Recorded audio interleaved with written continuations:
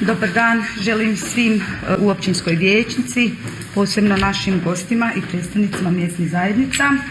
Problem velikog broja napuštenih pasa jeste dakle problem koji nije ni danas ni od jučer, već on nas, kako smo čuli i pročitali iz materijala, prati duži niz godina, ali ne samo nas, već i druge opštine i gradove naše države. Takvo stanje je godinama izazov za sve institucije koje već imaju i mogu imati utjecaja od općine, komunalnog preduzeća, veterinarske stanice, policijske stanice, ali posebno i samih građana. Biće ovdje i oni koji smatraju da postoje i neki, pod navodnicima, brži načini, ali naravno današnji propisi koji regulišu zaštitu i dobrobit životinja, pa čak i oni napuštenih životinja, ne dozvoljavaju te brže načine. Što se tiče statističkih podataka koji su prezentirani u izvještaju, vidljivo je da duži niz godina na lokalnom nivou se odvajaju sredstva za sterilizacije i kastracije napuštenih pasa, ali nedovoljno uspješno jer je prirodna reprodukcija tih životinja brža, a tu je, kako nam kažu ovdje mnogi, dovoženje pasa iz drugih općina ili napuštanje vlasničkih pasa. Međutim, lako je doći ovdje usvojiti određene zaključke. Danas u ovim materijalima koji su nama kao vijećnicima dostavljeni predlažu se mjere koje su klasificirane u 5 grupa i kako se navodi u naslovu, na osnovu njih će se sistematski riješiti ovaj problem. Prva mjera jeste da se nalaže veterinarskoj stanici i komunalnom preduzeću da hitno uklone sa ulica pse koji pokazuju znake agresije, bolesti ili bjesnila u skladu sa zakonskim propisima i veterinarskim procedurama. Ja pitam da li ova preduzeća imaju kapacitet u ljudstvu i prostoru za identifikaciju životinja koje pokazuju znakove bolesti i agresije, ali imaju uslove za hvatanje, za prevoz, brigu i u konačnici, kad bi mi njih sviju tako pohvatali i tretirali, kuda ćemo s takvim životinjama.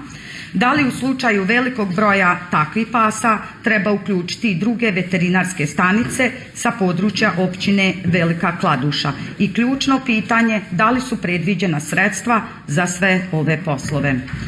Druga mjera jeste da se zadužuje komunalno preduzeće i služba komunalna da izradi plan proširenja i poboljšanja kapaciteta skloništa, osigura adekvatne higijensko-tehničke uvjete i efikasno upravljanje.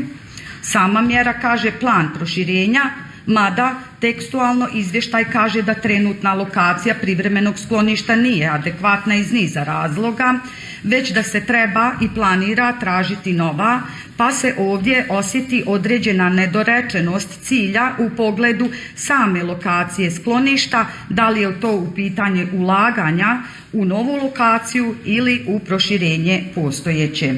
Treća mjera jeste da se nalaže veterinarskoj stanici i komunalnom preduzeću da kontinuirano provode sterilizaciju, odnosno kastraciju pasa, vanredno cijepljenje protiv bjesnila, mikročipovanje vlasničkih pasa te da uspostave i redovno ažuriraju bazu podataka o svim vlasnicima pasa.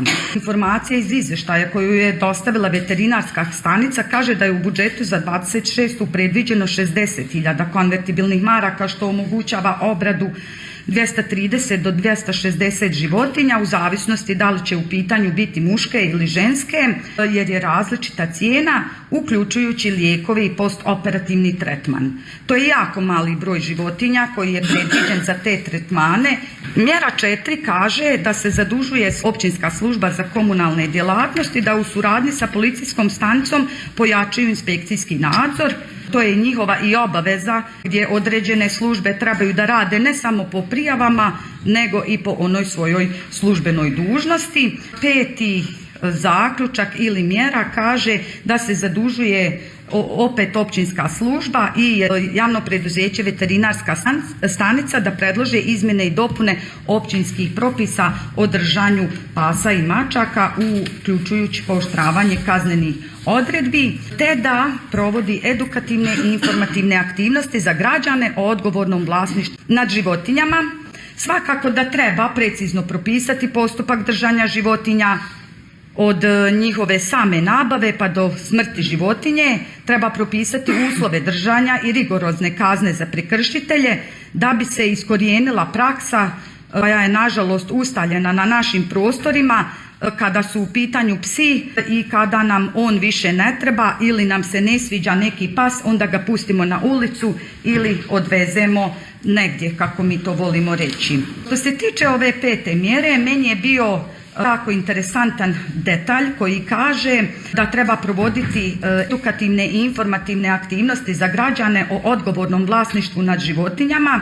U ovim predloženim mjerama nisam primijetila isticanje projekata udomljavanja napuštenih pasa, dok izvještaj sam kaže da bi trebalo ići u tom pravcu. Moj je stav da bi se predložene mjere ostvarile, preduslov jeste rad na stvaranju i buđenju svijesti kod naših građana, koja bi se trebala i morala bazirati na balansu mogućnosti, odnosno nemogućnosti opcije da psi preko noći nestanu iz njihovog okruženja, a da taj takozvani nestanak bude u skladu sa Zakonom o zaštiti i dobrobiti životinja. Nama baš svi, od najnižeg do najvišeg nivoa države, treba da preuzmu svoj dio obaveze, bez obzira da li je u pitanju prijava, postupanje, pomoć, aktivnost, obezbeđenje, donacija ili nešto drugo, i onda ćemo riješiti ovaj problem napuštenih pasa. Zahvaljujem.